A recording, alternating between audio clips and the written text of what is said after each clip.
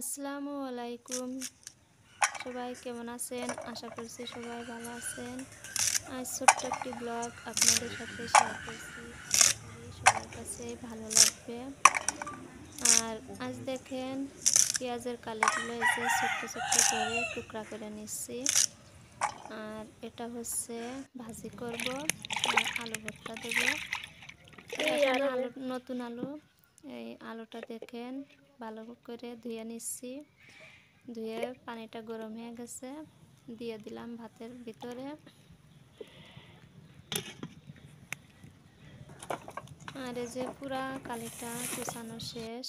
আর এখানে দেখেন পর্যাপ্ত পরিমাণ তেল নিয়ে নিয়েছিলাম রান্নার। গরম হয়ে গেলে কাঁচা মরিচ, পেঁয়াজ, রসুন কুচি দিয়ে হালকা একটু ভেজে নিয়েছি। আর তারপরে যে কুচানো কালিগুলা দিয়ে দিলাম। এটা অন্যান্য জায়গায় পেঁয়াজের পাতাও বলে, আমাদের এদিকে হচ্ছে আমরা পেঁয়াজের কালি বলি, আবার কেউ কেউ পেঁয়াজের ফুলও বলে থাকে। আর এটা মনে করেন এইভাবে নাড়তে নাড়তে মানে ভাজা হয়ে গেলে অনেক সুন্দর একটা কালার চলে আসবে। আর আমার এই ছোট্ট ব্লগটি দেখতে দেখতে কারোর কাছে একটু ভালো লাগলে লাইক, কমেন্ট, শেয়ার করে যাবেন।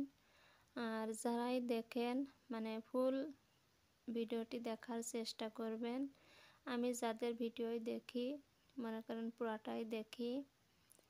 আর যেহেতু আমার ছোট্ট আইডিটা, এজন্য আমি সবার ভিডিও দেখার চেষ্টা করি।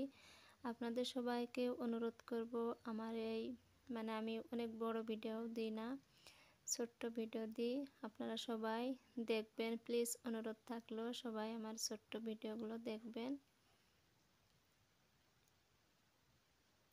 আর এখানে দেখেন যে মাটির চুলায় পেঁয়াজের কালিগুলো ভাজি হচ্ছে।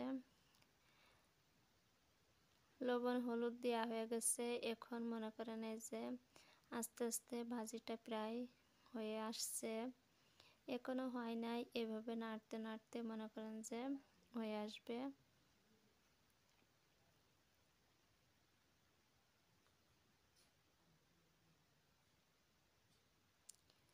আর নতুন চুলা এটা, তা আমি মনে করছিলাম মনে হয় জ্বলবে না, তা এখন দেখেন অনেক সুন্দর জ্বলছে।